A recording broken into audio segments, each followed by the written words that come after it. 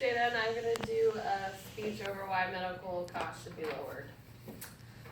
Many people struggle with incurable diseases, which can result in crippling amounts of debt in medications, surgeries, and treatments.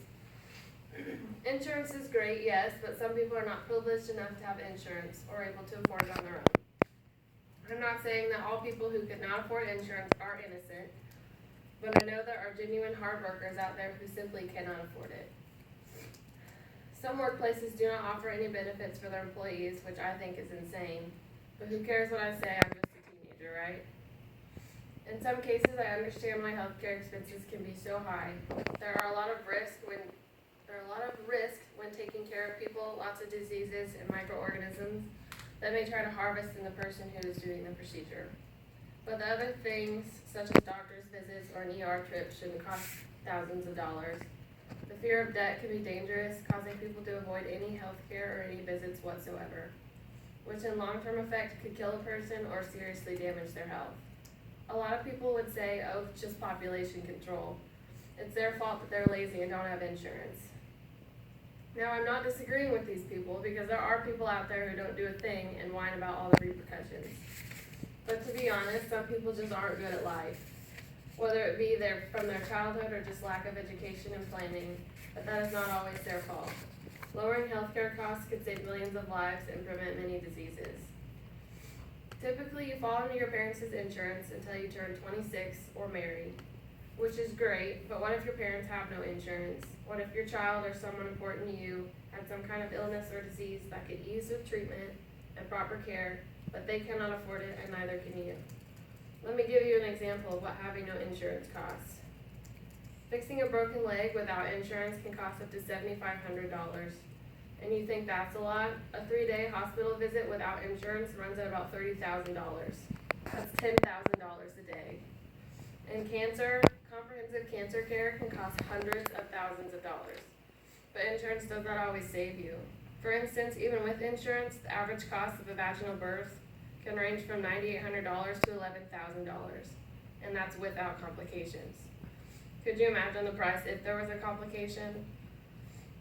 In 2015, there was a study done about the average healthcare cost of a family of 4, and the total was about $26,000 with insurance and with minor to no complications. Without insurance, it is almost double that, maybe even triple. Now, there are options with Medicare and Medicaid that are provided for people who are less fortunate. But a lot of people don't know about it, or like I said, are not good at life. But before I go too deep into this insurance stuff, I'll tell you why I think these prices could be lowered. I understand the doctors and nurses spend lots of money getting their degrees and they want to get in return what they paid. But some of the prices are just unethical.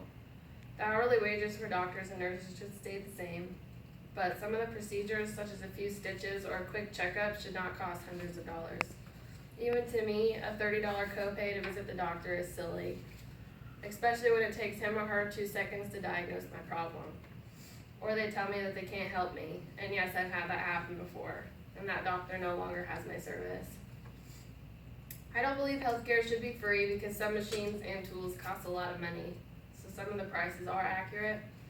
For instance, the price for a hip implant runs at about $1,000, but the average hip replacement is roughly $31,000 to $44,000.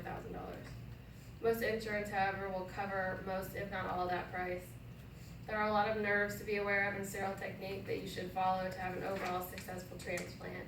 So I can understand some of that price, which includes the labor and equipment. But 3D printing is coming up with some amazing stuff. I've seen someone make a working, functional hand out of a 3D printer. Well, I didn't witness it, but I saw a video of it.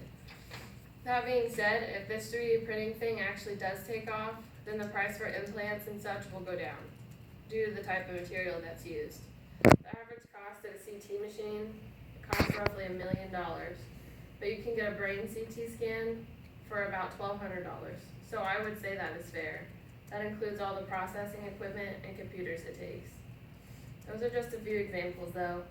Recent studies have shown that some physicians actually pick the most expensive treatments or medications for their patients. For example, if you have lower back pain, physicians should not x-ray the lumbar region until 6 weeks after or if red flags persist. Why? I'm assuming it's because the lower lumbar region is a large area to x-ray, including all the angles, which would result in high pricing. Some insurances won't cover x-rays. And one study shows that reducing some of these calls could save almost $6 billion. Another huge money burner is medications. Pharmaceutical companies are shooting their prices sky high. And why, you ask? Because they're greedy. They know that people rely solely on that medication to live, so why not raise the rate? Why not completely screw someone out of life and shoot them straight into debt? My grandma, unfortunately, has been diagnosed with multiple sclerosis and type 2 diabetes, resulting in a lot of medications.